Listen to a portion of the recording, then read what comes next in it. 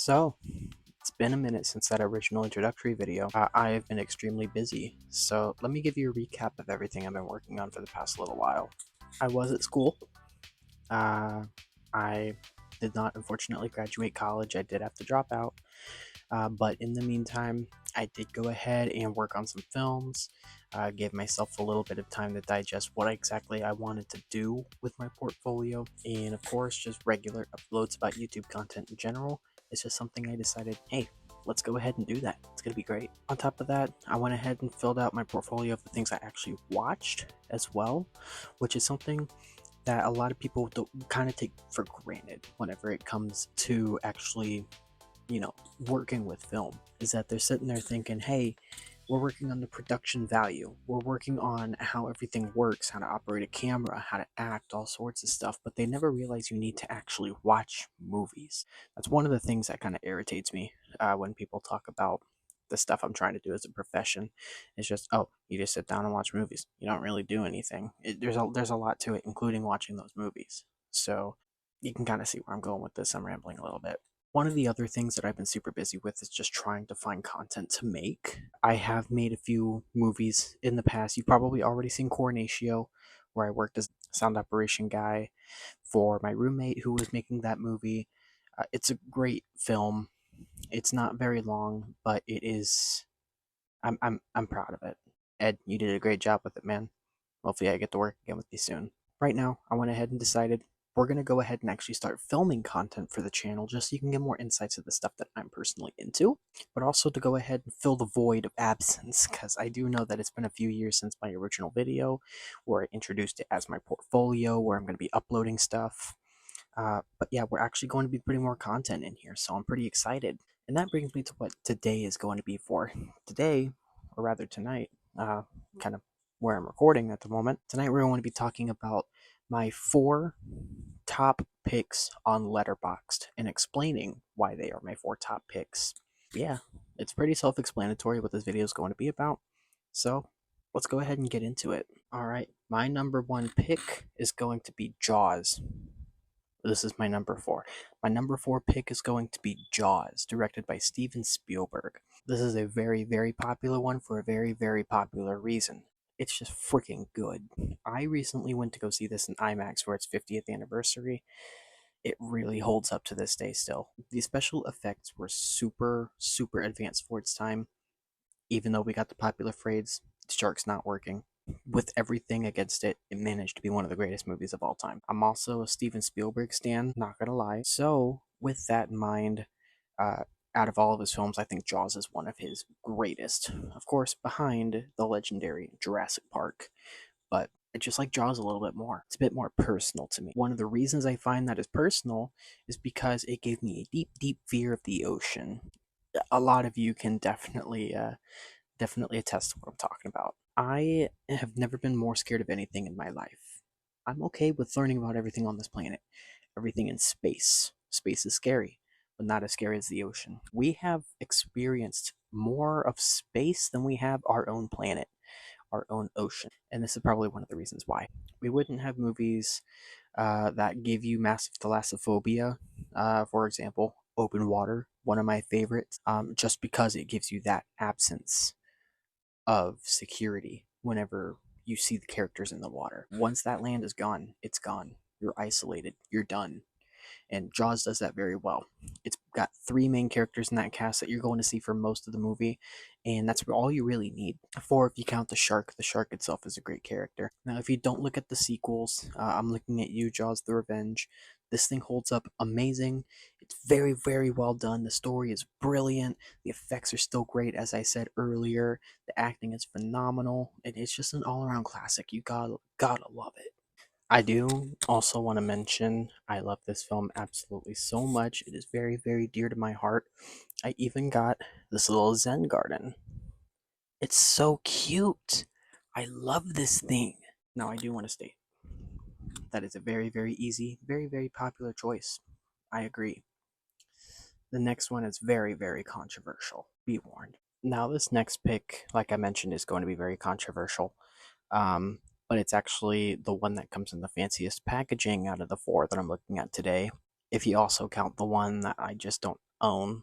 But if it tells you anything, I appreciate this film more for the actual production rather than the movie itself. Because everybody does say it's a slow burn. Everybody says it's like watching paint dry, and you can say that for a bunch of movies, but this movie definitely can be accurate to that description. The movie I'm talking about today is Skinamarink. This movie gave me chills. I nervous talking about it. I saw this film in theaters. Not a lot of people can say that. It was me and half a theater of people, probably because of the hype that this was like put around the TikTok back in the day. It actually leaked all over the internet from the film festival that it originated from, and everybody was freaking out about it, for better or for worse. But I do gotta say, I'm a trooper for sticking through it. So are the three other people that managed to stay in the movie the entire time, because less than halfway through, most of the theory was just gone.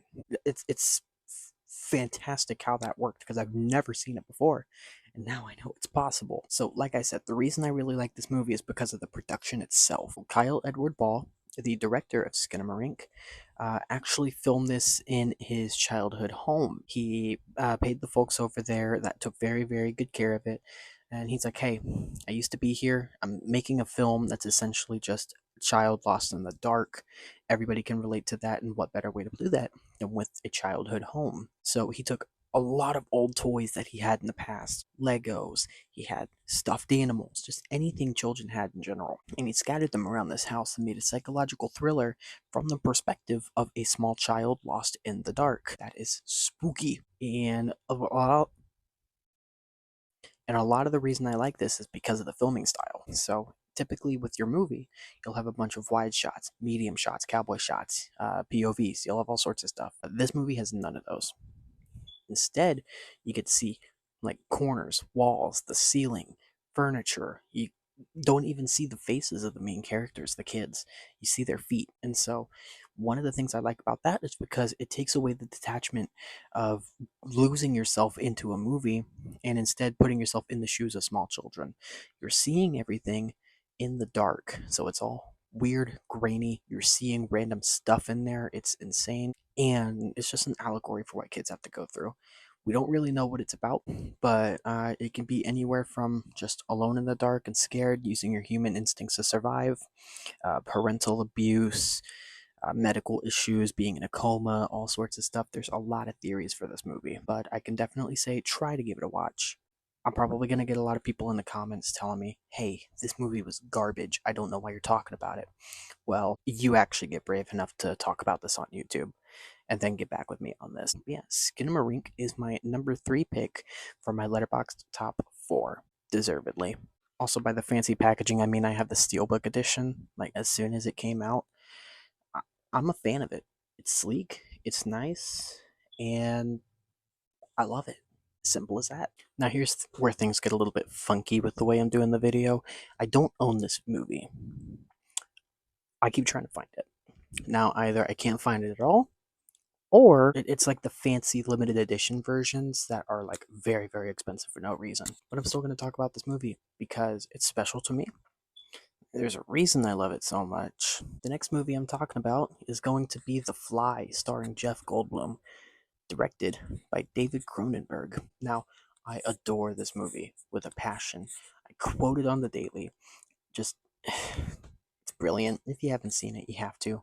Basically, what it's about is Jeff Goldblum's character, Seth Brundle, is a scientist working on teleportation pods to kind of help out the world, make sure transportation's a lot safer, make sure it's a lot quicker and more efficient, and you can do it for like your jobs, daily duties, stuff like that. Testing it, there was actually a mistake where a fly goes into one of them, one of the teleporter pods, and he's in the other one, and they merge like DNA wise. And throughout the movie, he's starting to get the DNA of the fly and molding into one, essentially like a creature, an amalgamation. And with that, you're going to get a lot of blood, you're going to get a lot of guts, a lot of body horror, which is the reason why I'm talking about this movie.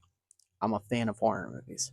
Actually, all of the movies I'm talking about here are horror movies. It's kind of my thing. But with The Fly, one of the kind of horror movies I enjoy the most are body horror, which is essentially taking the human body and turning it into things it should not be. In this case, a fly. It is gruesome. It is very wince-worthy, and the special effects are some of the best I've ever seen in a film before. Just straight up, it looks so realistic. It's really hard to comprehend exactly how they are doing this. And I really commend Cronenberg for that. All of his films are perfect in that sense, you know? Like, you have The Fly, which is his magnum opus, in my opinion. Titan, if you've never seen that movie, it is extremely, extremely weird. And he's going to have another one up soon. I'm definitely going to catch it. So, yeah, Cronenberg, in the words of Chris Jericho, you made the list. Now, this last one is my personal favorite movie of all time. It means absolutely so much to me.